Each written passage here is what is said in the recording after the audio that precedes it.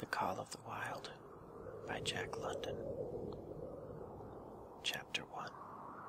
Into the Primitive.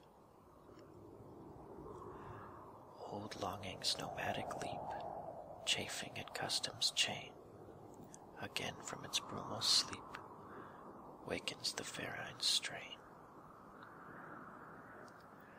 Buck did not read the newspapers, or he would have known that trouble was brewing, not alone for himself, but for every tidewater dog, strong of muscle and with warm, long hair, from Puget Sound to San Diego, because men, groping in the Arctic darkness, had found a yellow metal, and because steamship and transportation companies were booming the find, thousands of men were rushing into the Northland. These men wanted dogs, and the dogs they wanted were heavy dogs with strong muscles by which to toil, and furry coats to protect them from the frost. Buck lived at a big house in the sun-kissed Santa Clara Valley. Judge Miller's place it was called. It stood back from the road, half hidden among the trees through which glimpses could be caught of the wide, cool veranda that ran around its four sides. The house was approached by graveled driveways which wound about through wide-spreading lawns and under the interlacing boughs of tall poplars. At the rear, things were on even a more spacious scale than at the front. There were great stables where a dozen grooms and boys held forth, rows of vine-clad servants' cottages, an endless and orderly array of outhouses, long grape arbors, green pastures, orchards, and berry patches.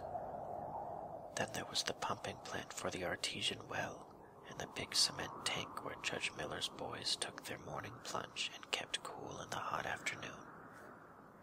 And over this great domain, Buck ruled. Here he was born, and here he had lived the 4 years of his life. It was true there were other dogs. There could not but be other dogs on so vast a place, but they did not count. They came and went, resided in the populous kennels, or lived obscurely in the recesses of the house after the fashion of Toots, the Japanese pug, or Isabel, the Mexican hairless, strange creatures that rarely put nose out of doors or set foot to ground. On the other hand, there were the fox terriers, a score of them at least, who yelped fearful promises at Toots and Isabel, looking out of the windows at them, and protected by a legion of housemaids armed with brooms and mops. But Buck was neither house dog nor kennel dog. The whole realm was his. He plunged into the swimming tank or went hunting with the judge's sons. He escorted Molly and Alice, the judge's daughters, on long twilight or early morning rambles. On wintry nights, he lay at the judge's feet before the roaring library fire. He carried the judge's grandsons on his back, or rolled them in the grass, and guarded their footsteps through wild adventures down to the fountain in the stable yard, and even beyond, where the paddocks were and the berry patches. Among the terriers he stalked imperiously, and Toots and Isabel he utterly ignored, for he was king over all creeping, crawling, flying things of Judge Miller's place, humans included. His father, Elmo, a huge St. Bernard, had been the judge's inseparable companion, and Buck bid fair to follow in the way of his father. He was not so large. He weighed only 140 pounds. For his mother, she had been a Scotch shepherd dog. Nevertheless, 140 pounds, to which was added the dignity that comes of good living and universal respect, enabled him to carry himself in right royal fashion. During the 4 years since his puppyhood, he had lived the life of a sated aristocrat. He had a fine pride in himself, was even a trifle egotistical, as country gentlemen sometimes become because of their insular situation. But he had saved himself by not becoming a mere pampered house dog. Hunting and kindred outdoor delights had kept down the fat and hardened his muscles, and to him, as to the cold tubbing races, the love of water had been a tonic and a health preserver. And this was the manner of Dog Buck, was in the fall of 1897, when the Klondike strike dragged men from all the worlds into the frozen north. But Buck did not read the newspapers, and he did not know that Manuel, one of the gardener's helpers, was an undesirable acquaintance. Manuel had one besetting sin. He loved to play Chinese lottery. Also, in his gambling, he had one besetting weakness, faith in a system, and this made his damnation certain. For to play a system requires money, while the wages of a gardener's helper do not lap over the needs of a wife and numerous progeny. The judge was at a meeting of the Raisin Growers Association, and the boys were busy organizing an athletic club on the memorable night of Manuel's treachery. No one saw him and Buck go off through the orchard on what Buck imagined was merely a stroll, and with the exception of a solitary man, no one saw them arrive at the little flag station known as College Park. This man talked with Manuel, and money chinked between them. "You might wrap up the goods before you deliver them," the stranger said gruffly, and Manuel doubled a piece of stout rope around Buck's neck under the collar. "Twist it, and you'll choke him plenty," said Manuel, and the stranger grunted a ready affirmative. Buck had accepted the rope with quiet dignity. To be sure, it was an unwanted performance, but he had learned to trust in men he knew, and to give them credit for a wisdom that outreached his own. But when the ends of the rope were placed in the stranger's hands, he growled menacingly. He had merely intimated his displeasure, in his pride believing that to intimate was to command. But to his surprise, the rope tightened around his neck, shutting off his breath. In a quick rage, he sprang at the man, who met him halfway, grappled him close by the throat, and with a deft twist threw him over on his back. Then the rope tightened mercilessly, while Buck struggled in a fury, his tongue lolling out of his mouth, and his great chest panting futilely. Never in all his life had he been so vilely treated, and never in all his life had he been so angry. But his strength ebbed, his eyes glazed, and he knew nothing when the train was flagged and the two men threw him into the baggage car. The next he knew, he was dimly aware that his tongue was hurting, and that he was being jolted along in some kind of a conveyance. The hoarse shriek of a locomotive whistling a crossing told him where he was. He had traveled too often with the judge not to know the sensation of riding in a baggage car. He opened his eyes, and into them came the unbridled anger of a kidnapped king. The man sprang for his throat, but Buck was too quick for him. His jaws closed on the hand, nor did they relax till his senses were choked out of him once more. "Yep, has fits," the man said, hiding his mangled hand from the baggage man, who had been attracted by the sound of struggle. "I'm taking him up for the boss to Frisco. A crack dog doctor there thinks that he can cure him." Concerning that night's ride, the man spoke most eloquently for himself in a little shed back of a saloon on the San Francisco waterfront. "All I get is $50 for it," he grumbled, "and I wouldn't do it over for $1,000, cold cash." His hand was wrapped in a bloody handkerchief, and the right trouser leg was ripped from knee to ankle. "How much did the other mug get?" the saloon keeper demanded. "100 was the reply. "Wouldn't take a sow less, so help me." "That makes 150, the saloon keeper calculated, "and he's worth it, or I'm a squarehead." The kidnapper undid the bloody wrappings and looked at his lacerated hand. "If I don't get hydrophobia, it'll be because he was born to hang," laughed the saloon keeper. "Here, lend me a hand before you pull your freight," he added. Dazed, suffering intolerable pain from throat and tongue, with the life half throttled out of him, Buck attempted to face his tormentors, but he was thrown down and choked repeatedly, till they succeeded in filing the heavy brass collar from off his neck. Then the rope was removed, and he was flung into a cage-like crate. There he lay for the remainder of the weary night, nursing his wrath and wounded pride. He could not understand what it all meant. What did they want with him, these strange men? Why were they keeping him pent up in this narrow crate? He did not know why, but he felt oppressed by the vague sense of impending calamity. Several times during the night he sprang to his feet when the shed door rattled open, expecting to see the judge, or the boys at least. But each time it was the bulging face of the saloon keeper that peered in at him by the sickly light of a tallow candle, and each time the joyful bark that trembled in Buck's throat was twisted into a savage growl.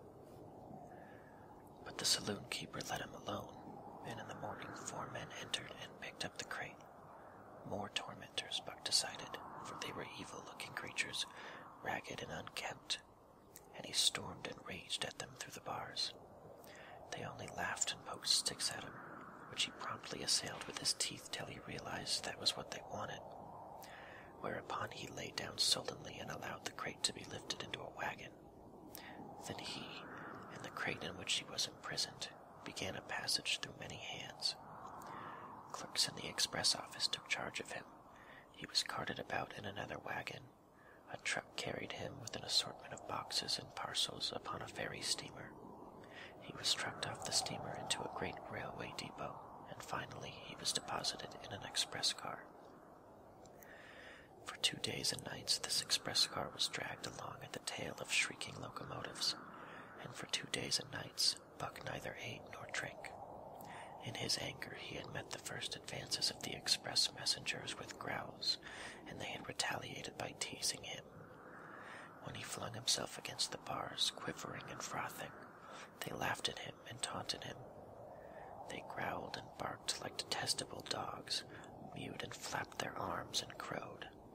It was all very silly, he knew, but therefore the more outrage to his dignity, and his anger waxed and waxed. He did not mind the hunger so much, but the lack of water caused him severe suffering and fanned his wrath to fever pitch. For that matter, high-strung and finely sensitive, the ill treatment had flung him into a fever which was fed by the inflammation of his parched and swollen throat and tongue. He was glad for one thing. The rope was off his neck.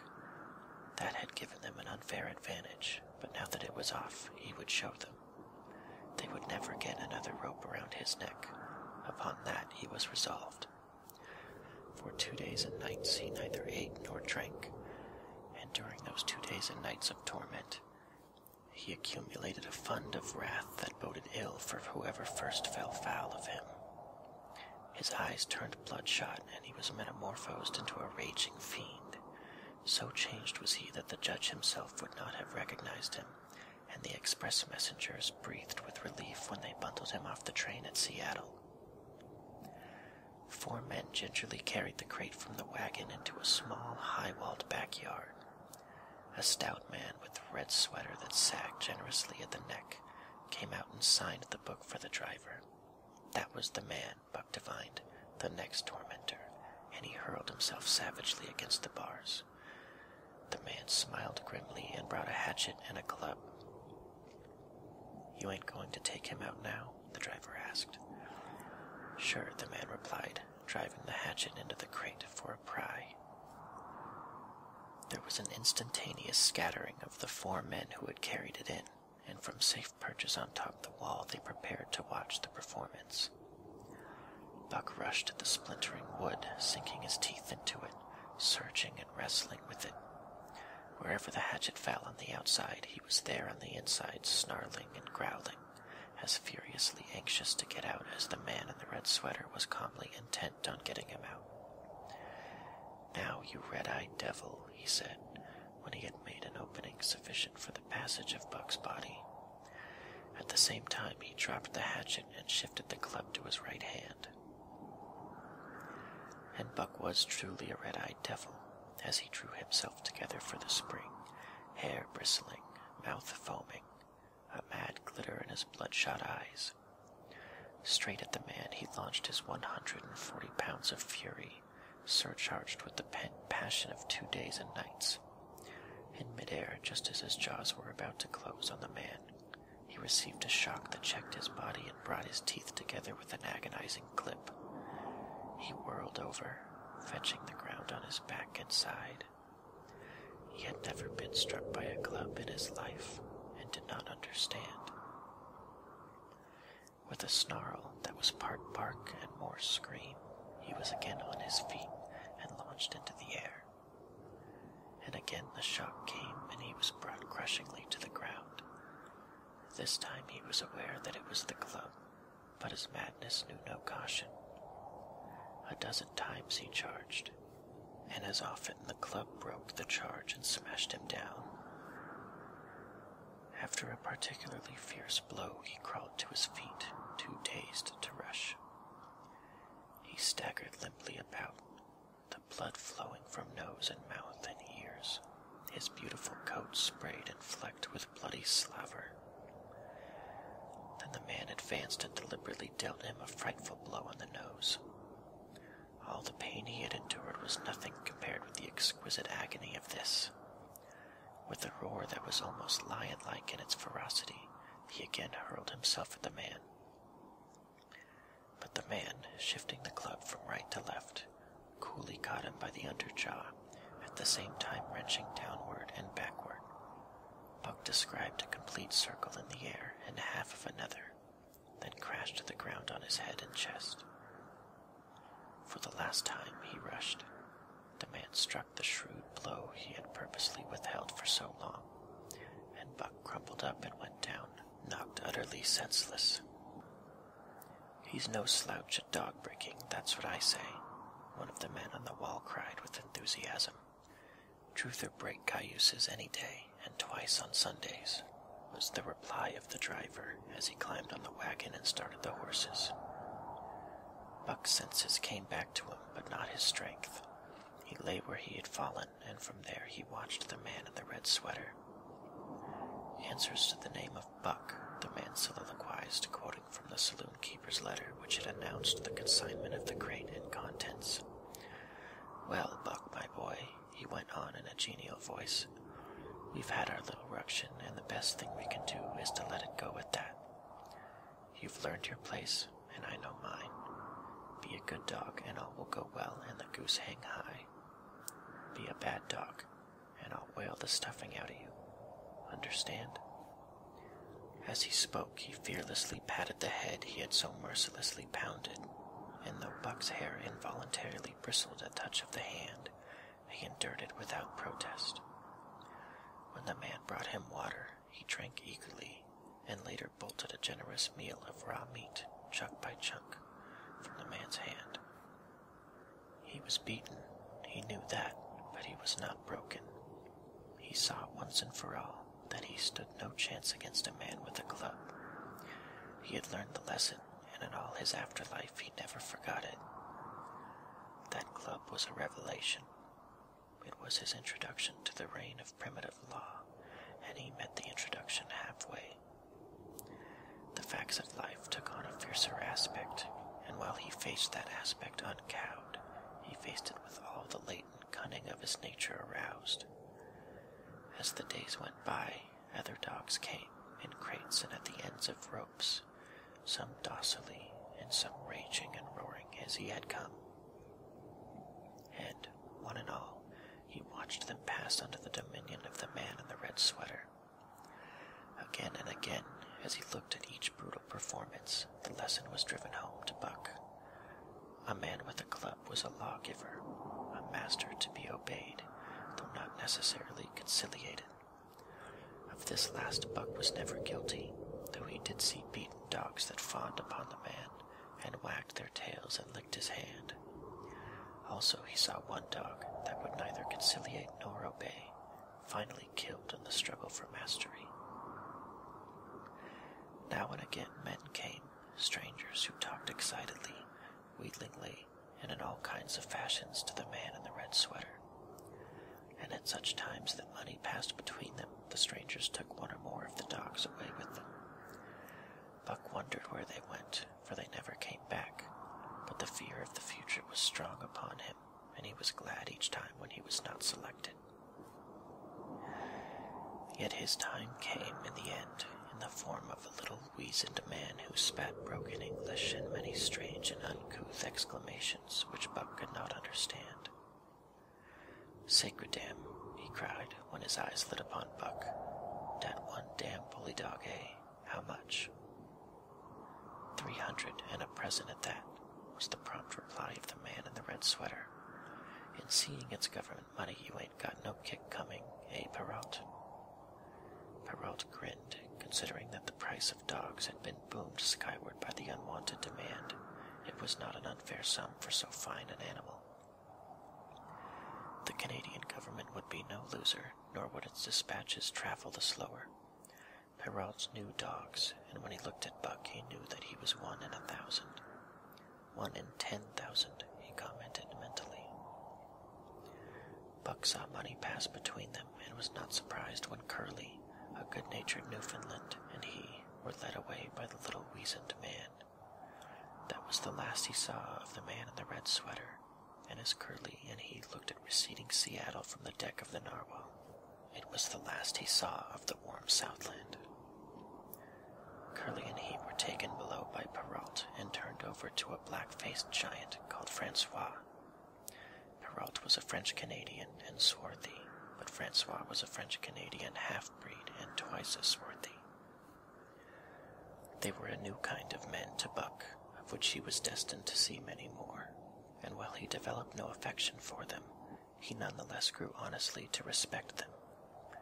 He speedily learned that Perrault and Francois were fair men, calm and impartial in administering justice, and too wise in the way of dogs to be fooled by dogs. In the 'tween decks of the Narwhal, Buck and Curly joined 2 other dogs. One of them was a big, snow-white fellow from Spitzbergen, who had been brought away by a whaling captain, and who had later accompanied a geological survey into the Barrens. He was friendly in a treacherous sort of way, smiling into one's face the while he had meditated some underhand trick, as, for instance, when he stole from Buck's food at the first meal. As Buck sprang to punish him, the lash of Francois's whip sang through the air, reaching the culprit first, and nothing remained to Buck but to recover the bone. That was fair of Francois, he decided, and the half-breed began his rise in Buck's estimation. The other dog made no advances, nor received any. Also, he did not attempt to steal from the newcomers. He was a gloomy, morose fellow, and he showed Curly plainly that all he desired was to be left alone, and further, that there would be trouble if he were not left alone. Dave, he was called, and he ate and slept or yawned between times, and took interest in nothing, not even when the Narwhal crossed Queen Charlotte's Sound, and rolled and pitched and bucked like a thing possessed. When Buck and Curly grew excited, half wild with fear, he raised his head as though annoyed, favored them with an incurious glance, yawned, and went to sleep again. Day and night the ship throbbed to the tireless pulse of the propeller, and though one day was very like another, it was apparent to Buck that the weather was steadily growing colder. At last, one morning, the propeller was quiet, and the Narwhal was pervaded with an atmosphere of excitement. He felt it, as did the other dogs, and knew that a change was at hand. Francois leashed them and brought them on deck. At the first step upon the cold surface, Buck's feet sank into a white, mushy something very like mud. He sprang back with a snort. More of this white stuff was falling through the air. He shook himself, but more of it fell upon him. He sniffed it curiously, then licked some up on his tongue. It bit like fire, and the next instant was gone. This puzzled him. He tried it again, with the same results. The onlookers laughed uproariously, and he felt ashamed. He knew not why, for it was his first snow.